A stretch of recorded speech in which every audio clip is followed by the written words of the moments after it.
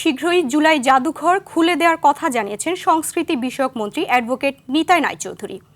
সকালে কুমিল্লা জাদুঘর ও শালবন বিহার পরিদর্শন শেষে সাংবাদিকদের প্রশ্নের জবাবে তিনি একথা বলেন। এ সময় তিনি আরও বলেন, জুলাই জাদুঘরের নতুন করে কমিটি গঠন করা হয়েছে। এছাড়া বিগত সরকার দেশের সাংস্কৃতিক নিদর্শন ধ্বংস করেছে বলেও অভিযোগ করেন মন্ত্রী। এ সময় মন্ত্রী ময়নামতি জাদুঘর ও শালবন বিহার পরিদর্শন করেন। স্থানীয় সংসদ সদস্য মনিরুল হক চৌধুরী সহ অন্যরা এ সময় উপস্থিত ছিলেন।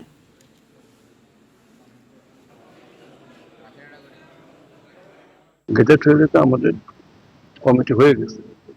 এখন আমরা সাংবাদিক সম্মেলনের মাধ্যমে আমরা মানে জুলাই জাদুঘর যে কথা, জাদুঘর বন্ধ কেন বন্ধ, মানে জাদুঘর আমরা কমিটি ছিল না, পরিচালনা কমিটি ছিল না, তাহলে যে খুশি সেই করতে পারে। এখন আমরা শিগগিরই আমরা চালু করবো।